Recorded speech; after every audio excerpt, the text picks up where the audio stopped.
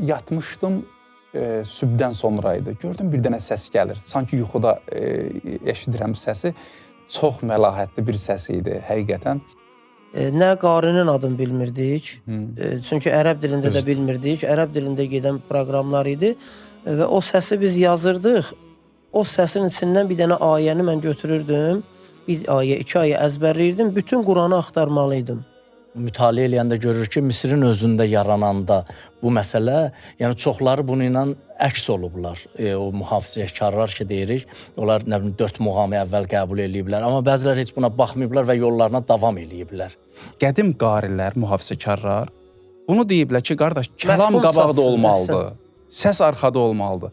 Amma bu günləri bəzən vaxtı onun əksində görmək olur bəzi qarilərdə, təəssüflər olsun. İnsan beyni elə formalaşıb ki, bacarmadığı şeyi belə düşünə bilir ki, yəni mən buna çatmaq. Yəni istər yerində sayan bir insan olsun, o da ali məqamları fəth eləmək arzusunda olur. Sözüm odur ki, bu iki mühafizəkar olublar. Bunlar nə qədər bu həmən yeniliyin qarşısını ala biliblər bunlar.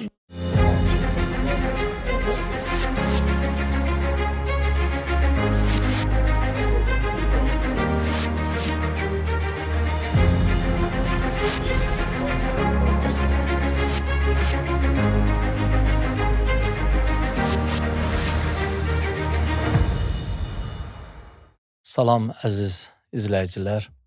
Quran ətri verilişində hər birinizi xoş gördük. Salamlayıram əziz ustadlar Hacı Ruslan müəllim. Aleyküm salam. Aleyküm salam Seyid. Və Allah bu verilişimizdə inşallah bizlərə kömək olsun, layiqli şəkildə təqdim eləyə bilər. Keçən verilişimizdə Quranın Misrə gəlib çatmasından, Quran qiraətinin Misrə gəlib çatmasından, orada belə də zənginləşməsindən, orada inkişaf eləməsindən Məsniyə Misirdə. Bəli, bəli, Misirdə, bəli. Yəni başqa ölkələrdə var idi İslami ölkə olaraq. Əvvəlin başlanğıcı necə olub? Bunlar mən elə biləm izləyicilər üçün də maraqlı olar. Bəli. Onların, bu qarilərin dönəmləri fərqli dönəmlər olub. Yəni neçə hissələrə bölünüblər. Orada məktəblər ayrı məktəblər olub. Mərhum Mustafa İsmailin məktəbi ayrı, mərhum Minşavinin məktəbi ayrı olub və təbii ki, Quran məktəbləri də fərqli olub orada. Təfsir məktəbləri, məna məktəbləri, hifz məktəbləri, avaz məktəbləri ki, inkişaf edib gəlib və bizim mövzumuz burada idi ki, hal-hazırda təbii ki, biz hansı yolu getməliyik? Elə getməliyik ki, o meyarlar tapdalanmasın olar. Meyarları keçən verilişimizdə Hacı qeyd eləmişdik, doğru mu? Və bilirsiniz, biz özümüz də qarşımızda olan bəzi məsələlər, vəzifələr olmalıdır. Hal-hazırdakı zamanda biz özümüz nə etməliyik, hansı yolla getməliyik? Misirin yolu ilə mi gedək və yaxud özümüzə məxsus bir yol olmalıdır? Bunlar mühüm məsələlərdən də istərdim inşallah. Siz də salamlaşıb və verilişimizə davam eləyəcək inşallah. Hacı, buyur. Buyurun, siz buyurun. Mən də əziz izləyicilərimizi salamlayıram. Çox maraqlı bir bəhslərdir. Bizim özümüzə də mütaliə etdikcə maraqlıdır və tələbəlik dövrlərində də ki, qiraətlə məşğul olurduq. Qarilər haqqında danışmaq çox maraqlı gəlirdi. Ələlxüsus sonraki nəsil qarilər bizə tanış deyil idi. Çünki qədim qarilər, Hacı Ruslanın yadındadır yəqin ki. Məşhur tanınmış qariləri biz radiodan dinləyirdik. Hələ ki, onda internet yox idi. Kasetlər yox idi. Bəli, kasetlər yox idi, disklər yox idi deyə. Biz müasir qariləri yox, qədim qarilər daha çox məşhur idi, onları tanıyırdıq. Onlar haqqında əlbəttə məlumatlar da o qədər yox idi və çox maraqla bir şey tapanda qaçırdı tələbə yoldaşımıza. Bəhs eləyirdi ki, bu belədir, elədir, filan da bəs məkandır. Hətta məsələn, mənim yadımdadır Hacı Ruslan bir dəfə 97-ci il bir radionu açıq qoymuşdum. Quran radiosu var idi o zaman. Orada Quranlar yayımlanırdı. Yatmışdım, sübhdən sonra idi. Gördüm bir dənə səs gəlir. Sanki yuxuda eşidirəm səsi. Çox məlahətli bir səs idi həqiqətən. Yuxudan ayıldım, doğrudan gördüm ki, həqiqətən də bir qari oxuyur. Çox gözəl məlahətli səsi var. Kaset tapıb onu səsi qeyd edim deyə bir 3 dəqiqə, 2 dəqiqə civarında hardasa qeyd etdim. və qarinin adını da tapa bilmədim. Çünki müasir qarilərdəndir. Hal-hazırda da yaşayır o adam. Onu illər sonra, hardasa 2009-cu ildə, 2010-cu illərdə yarışların birində gördüm həmin səs. Şeyx Muhammed Taruti. Bəli. Doğrudan da mən həyatımda ən o yadda qalan hadisələrdən biridir ki, nə qədər arzulamışdım, bu kimdir, bu kimdir, tapa bilmirdik, bu kimdir. Və o mənə çox xoş təsir bağışlamışdı, indiyə qədər də yadımdan çıxmır. Yəni, Misirin qədim qariləri, 3 nəslə hardasa, səhv etmirəmsə, siz də yadınızda olsa deyə bilərsiniz, hardasa 3 nəsilə bölündülər Misir qariləri. 1-ci nəsil, 2-ci nəsil və 3-cü nəsil. Artıq elə bilirəm ki, 4-cü nəslə bölünüb. İnşallah bəhsimizdə onlara biz toxunarıq Allahın izni ilə.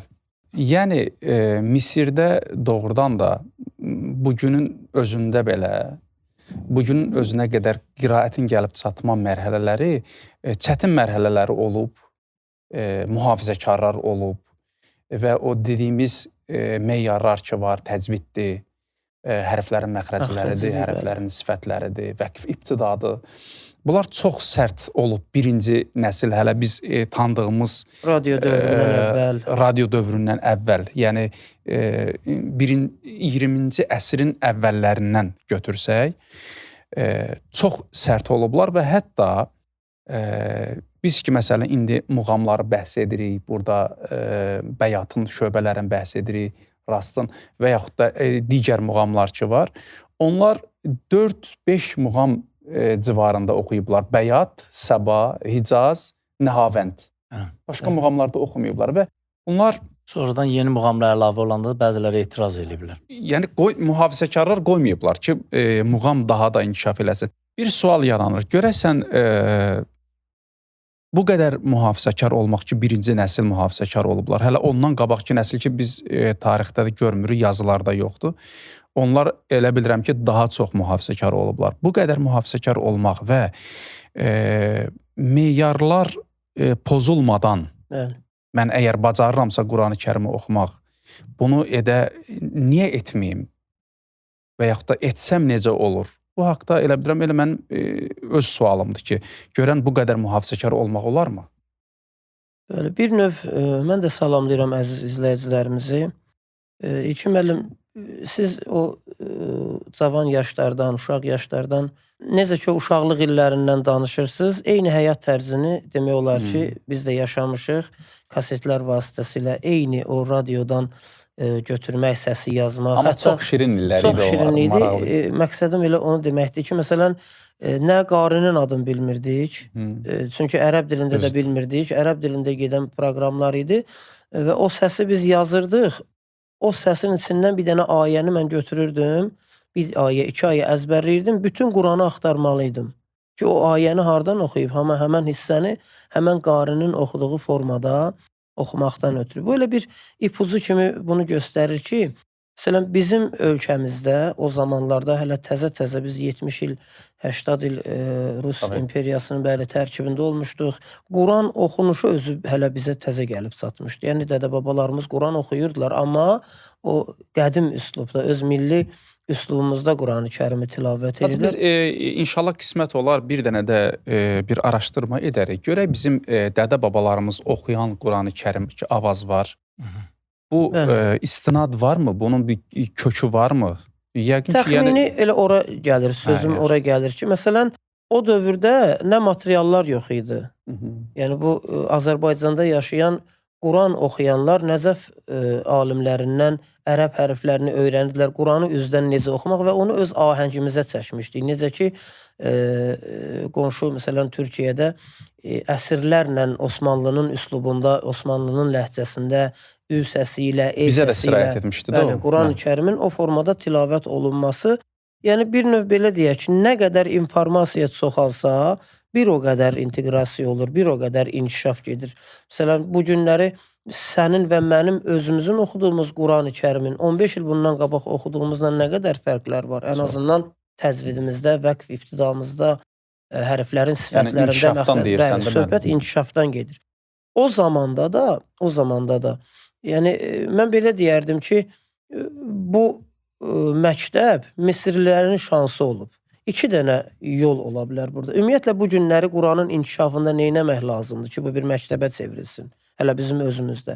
Birinci növbədə təşviq lazımdır. Elə məsələ oradadır. Yəni onlarda təşviq olub. Əhsən. Bizdə Birinci təşviq məsələ Səbəbləri var onlarda bəli. Baxın, yenə deyirəm, Elə tələbəlik dövrlərində biz o birisi şagird tələbələr kimi yaxşı oxuyurdular, təşviq olurdu. Biz də istəyirdik ki, biz də onlardan olaq. Əhsən. Bax, məsələn, Məkkə, Mədinə ərazilərində yaşayanlar hansı ki, Quranın mərkəzi Məkkədir. Quran Məkkədə nazil olub, Mədinədə vüsət tapıb, genişlənib. Həzrət Peyğəmbərin o hicrət zamanında daha çox yayıldı İslam dini, üzr istəyirəm.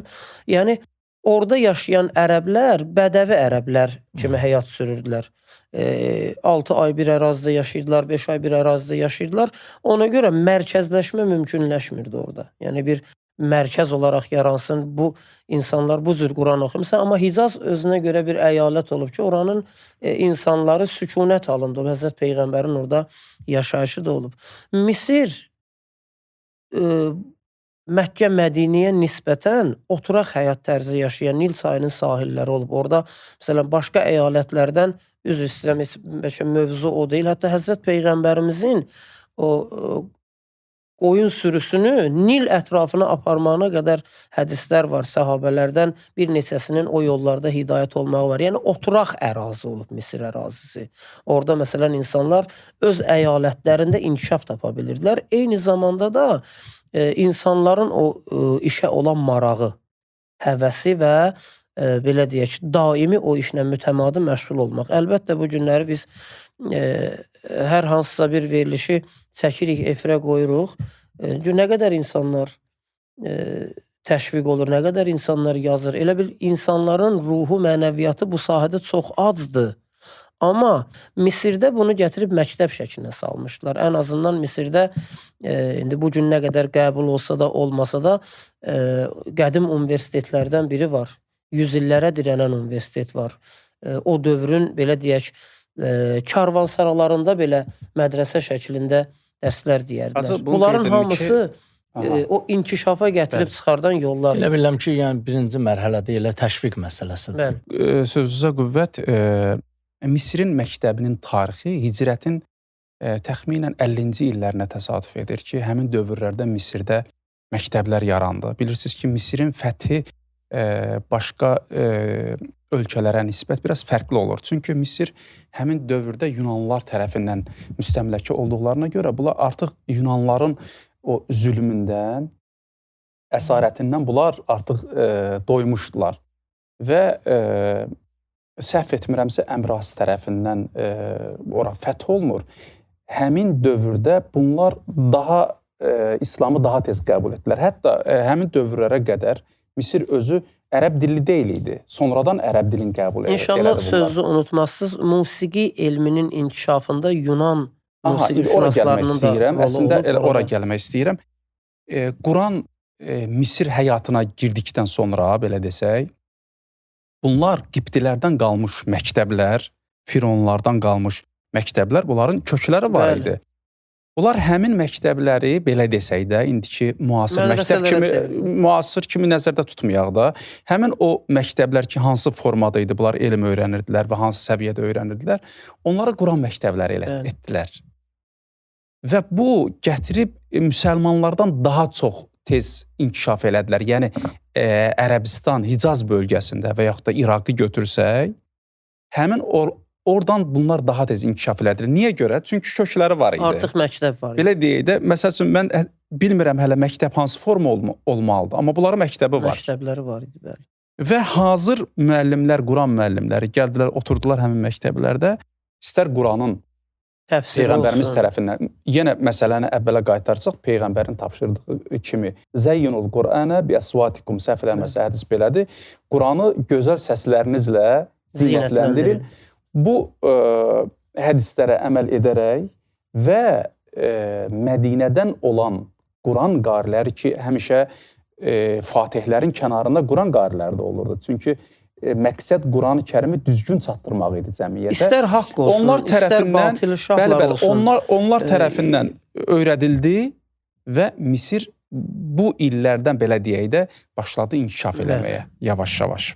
Yəni harda olurlar olsun, İndi Quran məsələ oxucuları belə yanlarında olur. deyək. Biz Quranı avazla, yəni gözəl səslə, hal-hazırdakı muğamlarla oxumaq üçün təbii ki, hədislərdən dəlillər gətirdi və dedi ki, yəni bu hədislər bunu göstərir ki, biz avazla Quran oxuya bilərik və Peyğəmbərimizin də təbii ki, oxunuş tərzinə oxşatdıq hal-hazırda oxunan Quranları. Amma Misirin özündə mütaliə eləyəndə görür ki, Misirin özündə yarananda bu məsələ, yəni çoxları bunu ilə əks olublar. O mühafizəkarlar ki, deyirik, onlar 4 muğamı əvvəl qəbul eləyiblər, amma bəzilər heç buna baxmayıblar və yollarına davam eləyiblər. Mütaliələrdə belə bir şey rast gəldi. Keçən dəfə Hacı İlkin müəllim bu meyarları qeyd eləyəndə İmam Sadiq əleyhissalamın hədisini qeyd etdiniz ki, orada deyir ki, Quran hüzünlə nazil olub, onu hüzünlə oxuyun. Hətta Peyğəmbərimizin hədisi var, Peyğəmbərimiz bir gün öz səhabəsi olan Əbdullah ibn Məsuda dedi ki, mənim üçün Quran oxu. Dedi, ya Rasulallah, Quran sənə nazil olub, mən mi onu oxuyum? Dedi, istəyirəm eşidəm. Oxuyanda deyir, elə hüzünlə oxudu ki, Peyğəmbərimiz ağladı.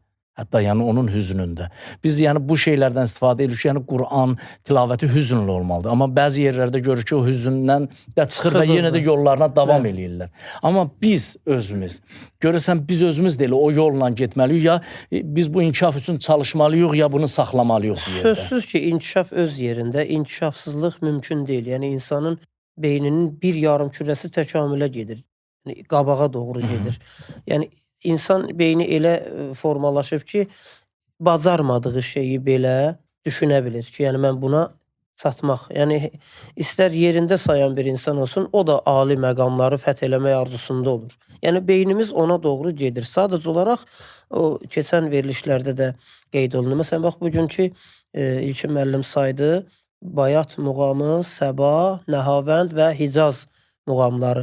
Məsələn, başqa məlumatlara baxanda görsən ki, digər muğamlar da tilavət olunurdu. Amma onların adlarından xəbərləri yox idi. Avaz olaraq insan oxuduqca o izad olurdu. Hardasa mənim, belə deyək də, biraz mühafizəkar olaraq yanaşmaq istəyirəm məsələyə. Mənim fikrimcə, gözəl deyilmi elə məsəl üçün Bəyat olsun, Səba olsun, Hicaz olsun, gedək məsələn Uşaqı Misriyə gedək və yaxud da Huzlama gedək. Sizin sözünüzdən belə çıxır ki, biz gərək Misir qalilərinin yolunu davam eləyək. Yəni özümüzə bir yolumuz olmasın. O xətlə gedilməli. Yəni bəzən vaxtı, Hacı, bəzən vaxtı, mən demirəm gedilməlidir. İlkin müəllim. Yox, bəzən vaxtı axı ifrat da olur da. Gəlin belə deyək. O ifratlar əhsən. Məsələ o ifratlardadır. Baxın, biz hara yox, deyirsiniz, məsəl üçün, indiki muğamlar inkişafa gətirib çıxardır. Bəzən vaxtı, məsələn, mən deyirəm ki, mən bir Quran oxuyan kimi qəbullanmıram, məsələn, həmin muğamı. Çünki Quranın o mənasından bəzən vaxtı uzaqlaşdırır, insanın fikrini aparır muğam tərəfə. Mən üzr istəyirəm, baxın, bu mütaliələrdə də rast gəlməmiş olmaz. Bu metod ki, bəyatla Quran tilavəti başladılıb və üzr istəyirəm, bəyatla tamamlanmalıdır. Yox, mən sözüm var. Niyə gedim bəyatın 17 şöbəsini oxumalıyam ki? Bir də söz deyirəm, bax, bəyatla Quran başladılıb, bəyatla da tamamlanmalıdır. Bu üslub Misir qarilərinin üslubudur. Üslub olaraq bilirəm. Yox, qulaq asın, görün nə deyirəm. Və bu Misir qariləri də Peyğəmbərin sahabəsi olmayıblar, sahabələrin tabeyləri olmayıblar. Bunlar Peyğəmbərin sahabələrindən və tabeylərindən də uzaq düşmüş bir şəxslər olublar. Yəni zaman baxımından deyirəm. Amma bu günlər biz bunu davam etdiririk. Yəni bizim bu davam etdirməyimiz siz mühafizəkar kimi yaxınlaşırsınız. Yox, siz elə yerdən yapışmışsınız ki, Seyid Əli müəllim, o Quran-ı Kərimin bayatla oxunub, bayatla sonlanmasını ahəngin özü tələb eləyir. Mən rast muğamında gəlib sadaqallah deyəndə dinləyici fikirləşmir ki, yəni musiqi duyumu olan insan fikirləşmir ki, bu bitdi. Hacı, mən onun əleyhinə razı deyirəm. Onu bir dəfə də mən sizə demişdim. Onun üçün zamanlar ərzində gəlib bura çıxılıb. Əgər xahiş edirəm, dəqiqə qulaq olsun. Əgər biz Segah muğamı, yox, baxın, siz qarışdırırsınız. Əgər Segah muğamı ilə Biz Bəli. yəni elə bir şey belə deyək də tədris olunmuş olsa ki, segah muğamı ilə biz tilavəti başlayaq və Bəli. segah muğamı ilə də qutaraq. Belə bir üslub olmuş olsaydı keçmişdən bizim əlimizdə də gəlsəydi, hamının onu canı dildən qəbul edəcəkdi. Heç də əgər mən bugünkü ağlımla Bayat muğamını da tanıyandan sonra, segahı rastı da tanıyandan sonra istər-istəməz mənim ruhum buna bu ahəngə oturur ki, Bayat muğamı daha əlverişlidir və Bayat muğamı daha mən bunu qəbul edirəm. gözəldir. Bitirmək mövzu o deyildi. Əslində mövzu o deyildi. Yəni deyirəm ki, yəni biz nə üçün o yolu davam etdirməliyik? Keçən bəhsimizdə belə bir söz danışdıq ki, bir o çərçivədən çıxa bilməyəcəyimiz qaydalar var. Bu düsturdur, bu cür olmalıdır. Bu sizin dediyiniz misal onun misallarındandır. Düzdür, gəlir hansısa qari rast muğamında saxlayır, amma eşidən intizarda qalır. Yəni bu bitmədi axı. Bitmədi. Mənim sözüm budur ki, məsələn, İlkin müəllimin dediyi o 4 dənə muğam üzərində oxumaq məsələsi və elə bir dövrə gəldik, çatdıq ki, bəli, ancaq bütün dünya 4 dənə muğam üzərində oxuyur. Amma insanların Allahın bizə verdiyi 7 dənə hal var da, insan bu 7 haldan istəsə də çıxa bilmir. 8-ci halımız yoxdur. Biri durdu, məsələn, gözəl bir formada bir muğam oxudu. Adını da bilmirik. Və orada o 5 dənə qızıl qanun vardı ha, İlkin müəllimin saydığı təhrirləri elə etməyin ki, yad ellilərin təhrirləri olsun, yad boğazlar ora girsin və onların heç biri yoxdursa, mən belə deyək, Zəncəran muğamını niyə oxumayım? Mən öz fikirlərimi deyirəm və mən həmin dövrdə yaşasaydım, mən də belə deyək də onlar kimi yanaşardım bu məsələlərə. Amma bugün yəni müəyyən qədər bu inkişaflardan ki danışırıq, yəni məsələni ona gətiririk ki, bu oxunan yeniliklər də elə bir formada olmalıdır ki, qari getməsin həmin musiqi dalıca qalmasın. Musiqi dalıca getməsin də. Yəni bilmirəm fikrimi çatdıra, yəqin ki fikrimi çatdıra. Mən inanmıram ki siz o mühafizəkarlıqda 4 muğamın üstündə qalasınız. Mən ona inanmıram. Yəni onu qeyd eləyim. Ola bilər. Həmin dövrdə yaşasaydım qalardım. Həmin dövrdə yaşasaydınız, zaten əgər o dövrə qədər ki musiqi duyumu, musiqi elmi gəlib 4 dənə muğamda çərçivələnmiş olsaydı, biz 5-cini oxusaydıq belə adını qoya bilməyəcəkdik. Qəbullanıram, sadəcə olaraq. Adını qoya bilməyəcəkdik. Yəni amma filankəs belə bir şey yoxudur deyəcəkdik. Zaman-zaman o elmə, musiqi özü bir elmi bir formaya keçəndən sonra, notlara yazılandan sonra, indi məsələn mən burada bir haşiyə çıxmaq istəyirəm, icazə versiniz 2 dəqiqə ərzində. Boğazlar hardan yarandı? Məsələn, bugün Azərbaycanın öz milli boğazlarımızın içində Şirvan boğazı var, Qarabağ boğazı var, düzdür? Fərqli-fərqli boğazlardır. Xırda, məsələn, Fars boğazı var, Ərəb boğazı var. Musiqi alətləri o xalqın öz mədəniyyətindən doğan bir alətlərdir. Baxın, məsələn, pianino var, qarmon var, gitara var, tar var, ud var. Bunlar musiqi aləti. Məsələn, ney var. Məsələn, klarnetdə neyin hissiyatını verə bilmir klarnet ustası. Eynilə də ney alətində klarnetin ifasını çatdıra bilmir. Biri saz çalırsa, sazın özünə görə triokları var. Tarın öz triokları var, skripkanın öz triokları var. Bir nəfər qarmon çalır. Qarmonda vurduğu trioku pianinoda vuramır. İkisi də Bayat Şiraz ifa eləyir. Başa düşürsünüz? Yəni, bizim bu dediyimiz Quran mədəniyyətinə gələn boğazların böyük əksəriyyəti həmən xalqın öz musiqi duyumu, musiqi aləti, o eşidib duyduğu formada boğazları istəyib ki, gətirsin, tətbiq edilsin. Amma sizin dediyiniz mühafizəkarlıq var, o xətt olaraq. Dil dəyişən kimi lad dəyişir, musiqinin ahəngi dəyişir. O ahəngdən çıxmamağı bizə bu Quran-ı Kərimin ərəb dilində nazil olmağı. Mütaliə eləyəndə mənə bir şey rast gəldi. Yəni bəzi qarilər hər hansısa bir musiqi alətləri ifa edirmişlər və o ifa etdiklərindən də öz qiraətlərinin içərisində ondan istifadə edirmişlər. İlkin müəllim də dedi ki, bunun əksinə olanlar və bunun qarşısını almaq istəyənlər olub. Təbii ki, mühafizəkarlar deyək də. Bu mühafizəkarlar, istərdim biləm ki, Hacı, bunlar nə qədər müyəssər olublar bu işin qarşısını almağa və yaxud iş elə qarşısını ala bilməyiblər, elə mühafizəkarlar iş görə bilməyiblər. Bilirsiniz nə deyirəm? Bakı muğamı ilə Qarabağ muğamı arasında fərq nədir? Məsələn, Qarabağ muğamında səs öndədir, üzr istəyirəm, səs öndədir, Söz qalıb Söz arxada. qalıb arxada. Sözlər Amma Bakı çiynənir. muğamında səs öndə, kəlam Kəlmələr. öndədir, kəlmə öndədir, səs arxadadır. Fərq nədir? Birində daha gözəl, daha aydın, rahat başa düşürsən, birində ancaq səs eşidirsən. Bəli. Biri səni Doğru. musiqiyə çəkir. Mən onu biri demək mənaya istəyirəm ki, çəkir. mən belə başa düşürəm, belə analiz edirəm ki, qədim qarilər, mühafizəkarlar bunu deyiblər ki, qardaş, kəlam Məfhum qabaqda çatsın, olmalıdır. Səs arxada olmalıdır. Amma bu günləri bəzən vaxtı onun əksində görmək olur bəzi qarilərdə, təəssüflər olsun. Demirəm hamısında. Səs öndədir, kəlam arxadadır. Söhbət mən bunu çatdırmaq istəyirəm. Bəli. Və eyni ilə məsələn dünyanın məşhur oxuyucularından biri olub. Michael Jackson. Michael Jackson'ın bir dənə ifası var. Subhanallah və elhamdülillah və la ilahe illallah və allahu ekber. O adam məsələn musiqidə özünün xətti olan adam olub da, yenilik gətirən adam olub, düzdür? Amma o bu cür bir tilavət edir. Görün hansı muğamdır? Subhanallah velhamdülillah və la ilahe illallah və allahu ekber. Hansı muğam? Sahargaha yaxın. Niyə görə bu üslubda oxuyur onu? O istəsə də ondan çıxıb öz üslubuna salsın mümkün deyil. Çünki dil dəyişir. Dil dəyişən kimi lad dəyişir. Lad dəyişən kimi düşür ərəbin sargahının üstünə. Yəni mümkün deyil. O orada özündən yeni bir icad eləyə bilər. Amma o bizim Quranın ahəngindən çıxartmış olacaq. O mühafizəkarlar ki, İlkin müəllim vurğulayır, onların məqsədi Quranın musiqi, yəni belə deyək də bir nəfər Quran oxuyur. Bir nəfər həmən formada, avazla ərəb dilində bir şey oxuyur. Dil bilməyən insan elə bilər ki, o ahəngin elə o da Quran oxuyur.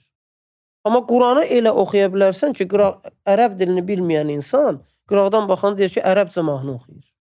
Mümkün deyə yox.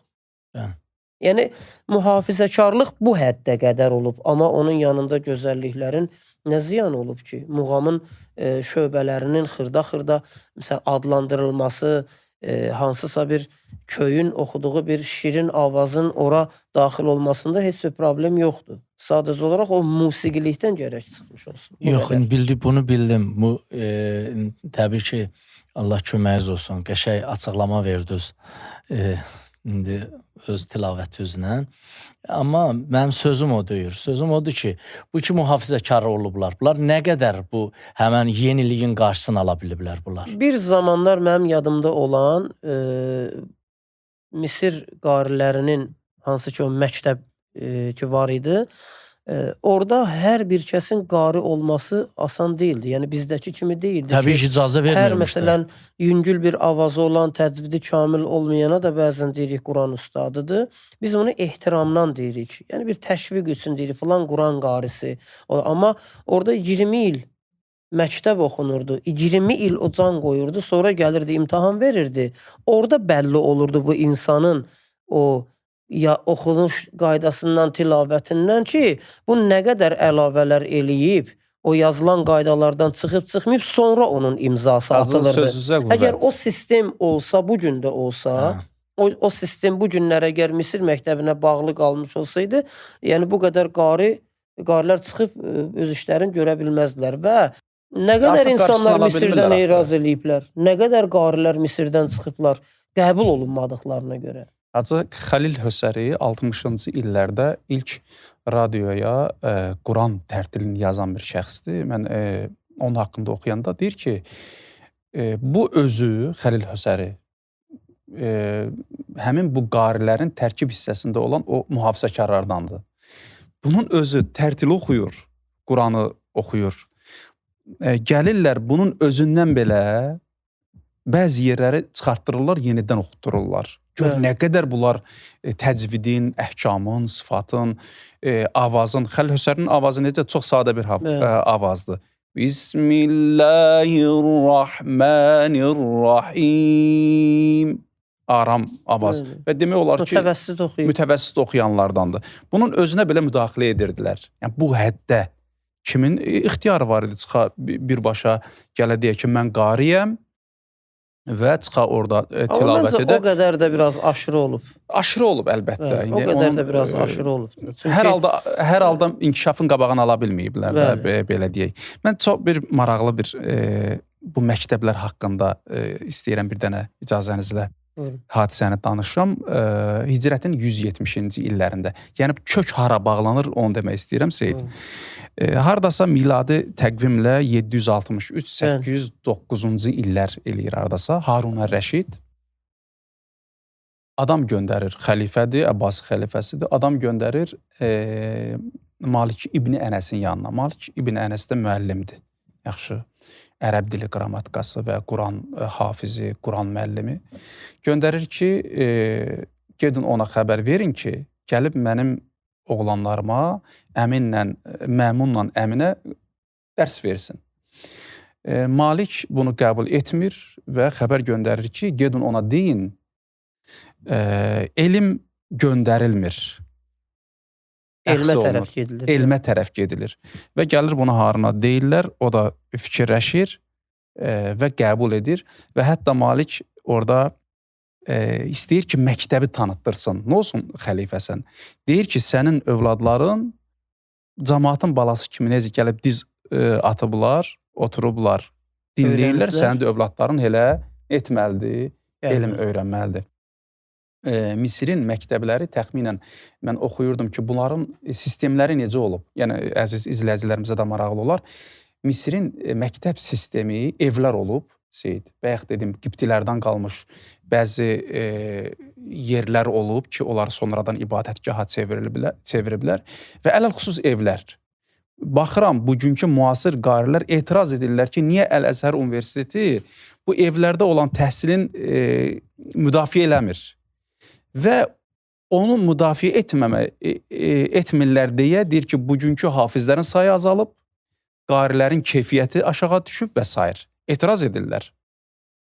Misirin deməli, evdə müəllim sıra ilə şagirdlər oturur və Quran tədris edirlər, ərəb dili tədris edirlər və yaxud da qiraət və yaxud da hifz öyrənirlər. Orada mən, bu da maraqlı gəldi, deyir ki, müəllimin maaşı və hüququ insanlar tərəfindən o qədər deyir, az bir miqdarda idi.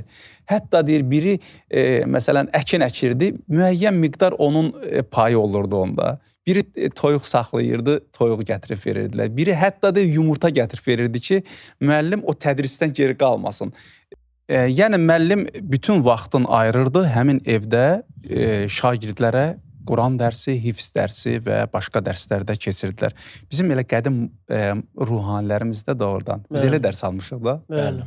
Evlərində neyniyərdilər? Quran dərsi qoyardılar. O şirin günlər hələ də bizim ölənə qədər o yadımızdan çıxmayacaq. Allah olan ruhu şad eləsin. Allah hamısına rəhmət eləsin. 88-ci ildən biraz da qabaqdan hesablasan elə evlərdə keçirdilər də Quran dərslərini. Bəli. Bizə gətirib o kişilər çatdırmışlar. Yəni onun bərəkəti nə qədər idi? Hacı, mən sonunda bilirsiniz nə istərdim sizin diqqətinizə çatdıram. Mənim bu məsələlər haqqında son fikrim budur. Təbii ki, indi siz bununla razılaşmaq və yaxud razılaşmamaq məcburiyyətində deyilsiniz. Amma məsələ budur ki, mənim fikrim budur ki, bizim özümüzün, təbii ki, verilişin əvvəlində Peyğəmbərimizin hədislərin bir-bir söyləyib ki, Peyğəmbər Quranı belə oxuyurdu və bu buna işarədir. Peyğəmbər ahəstə oxuyurdu, bu buna işarədir deyirdiniz. Təbii ki, imamlarımızdan bizim kifayət qədər bu haqda hədislər var. Mənim sözüm budur ki, bizim özümüzün, istər Azərbaycan olsun, hər belə biz üçün Azərbaycanda yaşayırıq deyibən, imamlarımızın o qoyduğu xətlərdən, o qoyduğu meyarlardan çıxmamaq şərti ilə özümüzün bir yolumuz olsa, təbii ki, yəni də deyirəm, Misirlilərin oxuduğu bizim üçün, mən fikrim budur ki, vəhyimizə deyil.